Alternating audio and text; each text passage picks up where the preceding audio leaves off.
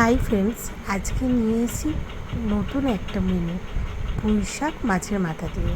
তার জন্য আমি এখানে সবজিগুলো আর পুঁই শাকটা কেটে রেখেছি। এইবার দেখুন মেন ইনগ্রিডিয়েন্ট, যেটা হলো মাছের মাথা। এটা কিন্তু কাতলা মাছের মাথা। এখানে সর্ষের তেল গরম করতে দিয়েছি। এইবার এই তেলেই আমি নুন হলুদ মাখানো মাছের মাথাটা দিয়ে ভালো করে কড়াভাবে ভেজে নেব। তারপর সেটাকে তুলে রাখবো একটা বাটিতে।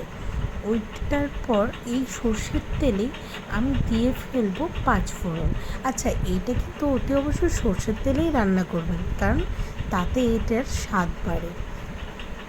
আচ্ছা, এইবার দেখুন মাথাটা তুলে রেখেছি। এবার এইখানে তরকারিগুলো কাটা রয়েছে, সেগুলো আমি কড়াইয়ের মধ্যে দিয়ে দেবো।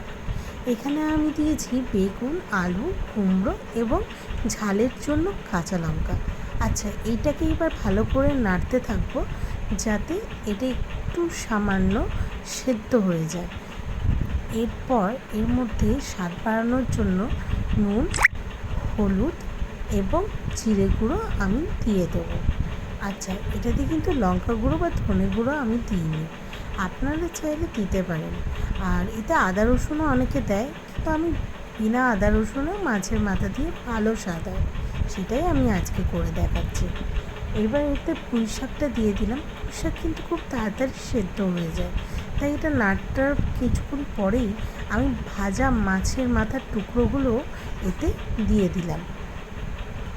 এইটা এবার ভালো করে নাড়তে নাড়তে আমি এটাকে 10-15 মিনিটের জন্য ঢাকা দিয়ে বসিয়ে দেবো।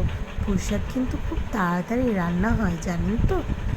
পুঁই শাক, এই দেখুন আমি ঢাকা খুলেছি, আমার কিন্তু পুঁই শাকটা প্রায় রেডি।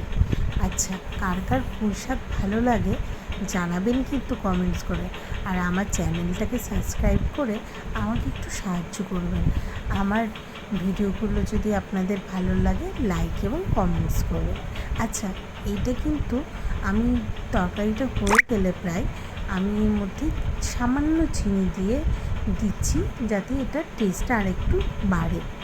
আর আপনাদের এরকমভাবে করে দেখুন, খেয়ে দেখবেন, খুবই ভালো লাগবে। নমস্কার।